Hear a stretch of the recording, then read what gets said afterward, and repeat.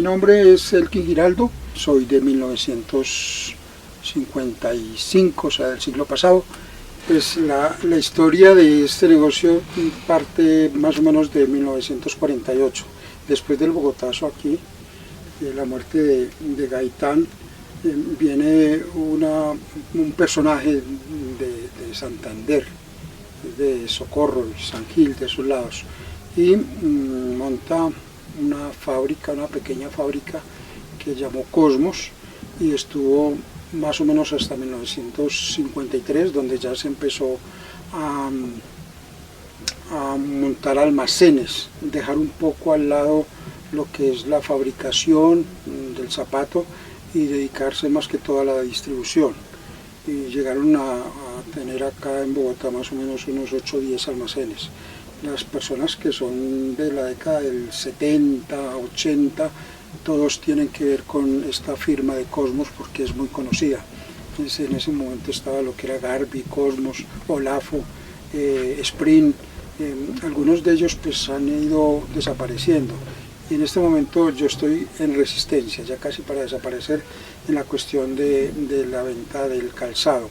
En 1973 llegué yo de Medellín a Bogotá a terminar mi bachillerato con una comunidad de sacerdotes, los agustinos recoletos, y en ese entonces conocí a esta familia Hernández, que eran los propietarios de los almacenes de calzado Cosmos. Me hospedé en su casa, viví en su casa, me atendieron muy bien, tengo mucho que agradecer, y después regresé yo a Manizales a estudiar filosofía y teología en la comunidad de los agustinos. Luego pasé a Medellín, estuve en docencia en la universidad, en la UPB, en la Bolivariana, en la sección del bachillerato, y tratando de culminar los estudios de filosofía y teología. Y luego me regresé definitivamente a Bogotá en 1980, en el segundo semestre del 80, ya dejé atrás lo que fue la docencia, el estudio y todo, y me dediqué a empezar mi vida ya de desarrollo económico aquí en Bogotá, y regresé donde esta familia que me atendió muy bien y empecé trabajando como empleado. Estuve 5 años, luego salí y monté un negocio en sur de Bogotá, en un barrio que se llama Venecia. Allá estuve yo unos 5 años y luego regresé en 1991 ya a tomar estos almacenes. Me arrendaron un local, luego otro, y así después fui comprando algunos locales, y esa fue la vinculación con el calzado. También empecé a comprar mucho disco en el mercado de las pulgas, y compraba más que todo la música clásica. Era un muy buen cliente porque esa música pues no era de salida fácil, entonces cuando me veían pues los vendedores siempre me llamaban porque yo siempre compraba buena cantidad y compraba una mercancía que no tenía fácil salida. En un momento determinado me vi con mucha mercancía y yo no acumulo por acumular, sino siempre estoy buscando pues, cuál es la finalidad de esto. Entonces empecé a sacarle provecho económico, ya empecé a vender música, ya sacaba yo a las pulgas la mercancía, y llega el momento por allá de los años 90, 92, 94, donde empezó a salir del mercado el vinilo, el acetato, el disco, el LP, lo que sea. Y en las casas piensan que no se va a usar más, empiezan a botar la música o a llamar a personas, estos señores recicladores que compran en la calle todo y prácticamente les regalaban la música. Eso fue viniendo acá porque me fui acreditando por el espacio, tenía espacio y tenía también cierta capacidad para poder comprar, y también le compré a emisoras. Los archivos musicales de las emisoras de varias terminaron acá. Mandaba gente al lado del Llano, a Villavicencio, al lado del Tolima, Antioquia, y se compraba música y aquí me llegaba por camiones. En este momento ya no hay. Entonces fíjese, el comienzo fue los zapatos, luego los discos, compra-venta, no soy coleccionista, soy comerciante, compro y vendo música. Me ha servido mucho, no fue muy pensado tal cual, porque la finalidad era ahorrarme unos gastos en vez de conseguir otro local y otros trabajadores, otros colaboradores en los mismos locales con las mismas personas que atienden la venta del calzado. Pues he podido ir llevando el negocio de los discos. Entonces fue pensado más que todo en cuanto a mermar la cuestión de los gastos. A la gente le llama mucho la atención porque sí, ¿qué tiene que ver el calzado con los discos? Y eso me ha ayudado el voz a voz a decir, pero es que por allá hay un almacén donde venden zapatos, pero si usted ingresa al segundo piso va a encontrar una cantidad de discos, y ese voz a voz me ha servido mucho y ha llegado a partes en el extranjero, y hay una curiosidad, vienen a mirar cuál es ese almacén. Aunque a mí me llegó un disco, por ahí lo tengo, donde en Nueva York también hay un almacén, o había, por ahí lo tengo, y vendían zapatos y lociones y discos. Entonces fíjese que de pronto no es muy común, pero buscando se encuentra. Sí, yo compro todo género de música, y usted en esta tienda puede conseguir música de los países que menos piensa usted, y buscándolos los encuentra. Están, por ejemplo, discos de Israel, ¿cierto? De New Wave, discos en cuestión de, ¿cómo se llama esto?, fusión con la música andina. Hay unos, los recicladores no se han perdido y todavía aparecen por ahí de vez en cuando, y vienen y le traen música. Yo reviso el disco desde que el disco esté en condiciones bien aceptables, porque un disco todo rayado no lo compro, pero si están en buenas condiciones, yo compro toda la música que me traen aquí. O sea que esa es la forma todavía de mantenerse en la adquisición del material, pero cada vez hay menos, eso sí. Sí, en Bogotá pues la historia del vinilo pues es un poco más reducida que lo que se presentó en Barranquilla, en Cartagena, de donde prácticamente se comenzó con una fábrica de discos Fuentes, con el señor Antonio Fuentes, que fue el primero que trajo algunos aparatos para grabación, e invirtió bastante. No toda la gente en ese entonces podía darse el lujo que se dio él de ir a Estados Unidos y traer lo mejor que consiguió para el prensaje de discos. Aquí en Bogotá estaban pronto Discos Ráfalo, estaban otras fábricas que de pronto yo no tengo presente en el momento, ¿no? En Colombia, cuando se quiere hacer referencia a la discografía y al prensaje de la música, siempre hay que remitirse a Sello Fuentes. Sello Fuentes sacó el primer LP de música tropical, que es conocida internacionalmente como 14 Cañonazos. El primer LP lo sacó en 1960, y de ahí cada año sacaba un disco. O sea que cuando usted coge un disco de los 14 Cañonazos, y ya no es sino hacer la cuenta que es año a año un disco. Y eso. El sonido de este sello es muy bueno a nivel internacional, no tiene nada que envidiarle a otros sellos americanos o lo que sea. Incluso se conserva, no sé por qué, usted coge un disco de Fuentes que está muy maltratado, y al colocarlo el disco no se oye tan mal como uno cree que se va a oír al ver el disco.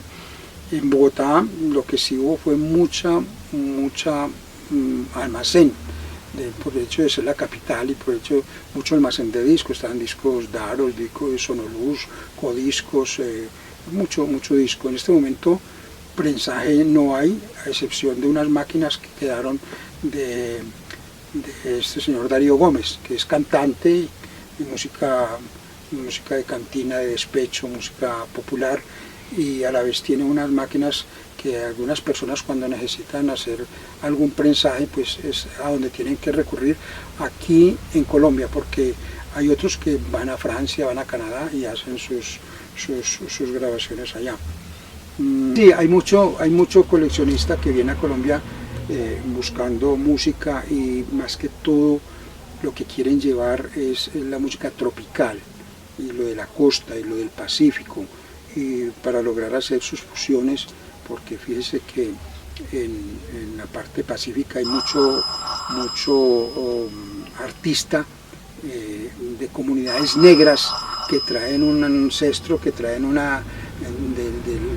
del negro que llegó a Colombia, de África, de muchas partes, y todo eso se ve en sus cantos y en sus cosas, y prensaron algunos discos, y eso ha servido para que el extranjero los busque y haga fusiones. Aquí a Bogotá todavía viene mucho extranjero en búsqueda de música, porque hay unas características con el prensaje en Bogotá que muchas veces las carátulas eran especiales en Bogotá, le sacaban determinadas carátulas a un disco de Queen, de Black Sabbath o Zeppelin, entonces la gente busca ese prensaje colombiano porque fue único allá, y eso hace que algunos discos, si se consiguen, pues tengan un valor como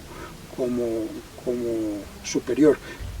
La procedencia de los discos es muy incierta. ¿Qué pasó por encima de esos discos mientras estuvo en otras partes? Normalmente en las casas al final sacaron el disco de las salas, de las habitaciones, y lo mandaron al cuarto de San Alejo, lo mandaron por allá al patio, al solar, debajo de unas donde pasaron ratas, gatos, perros, palomas. Entonces todo eso trae una serie de suciedad que es peligrosa, porque no solamente eso, sino cuando al disco le entra humedad, produce un hongo que es un polvillo negro. Ese polvillo negro es fatal para la cuestión de los pulmones, uno tiene que tener mucho cuidado. Entonces cuando llega el disco, lo primero que uno hace es seleccionar, primero a ver qué llegó ahí y a qué cliente le sirve. Luego que selecciona eso, uno empieza a prepararlo, cambiar bolsas, limpiar, mirar en qué estado está el disco. Un disco rayado prácticamente no hay nada que hacer. Hay máquinas para quitarle un poquito lo ondulado al disco, eso sí lo hay, y ya los químicos para uno desinfectar y limpiar el disco. Cuando está con mucha tierra, uno tiene el proceso de guardar en una vasija con agua, sin que coja el sello central de la galleta, para que esa tierra vaya saliendo del surco, que es lo que produce ese scratch, ese sonido que muchas veces, pero el disco no está rayado, pero suena con un scratch, con un sonido de fondo fastidioso. Eso es tierra, polvo que tienen los surcos. Hay máquinas especiales para absorber a presión todo eso, pero uno normalmente no las tiene, entonces tiene que ser una cosa manual, y es lo más dispendioso, la preparación del disco para que quede más o menos aceptable, y luego ya la clasificación. Aquí viene una persona y me pregunta por un disco, yo manejo los géneros casi todos y tengo un barniz, no tengo profundidad en el conocimiento, pero sí uno tiene la idea dónde va a ir a buscar el disco, y si lo tiene o no lo tiene. Entonces, por la organización que tengo, que uso el mismo sistema que se usa en las bibliotecas, yo rápidamente en 5 minutos, 3 minutos sé si tengo el disco o no lo tengo. La cantidad de discos que yo tengo son más de 100.000 discos. Y la gente dice, pero ¿y cómo sabe que tiene 100.000 discos? Es muy fácil. Cada entrepaño de esos tiene 250 discos. Entonces son 500, 1000, 1250, 1200 discos. En las dos bodegas cuente la estantería, multiplique y se suma. Eso le da más de eso si se cuenta también todo lo que hay de discos de 45 revoluciones, de 78 revoluciones, discos que hay debajo de la cama, que están por allá en una caja, ya están metidos. Entonces, en cantidad es eso.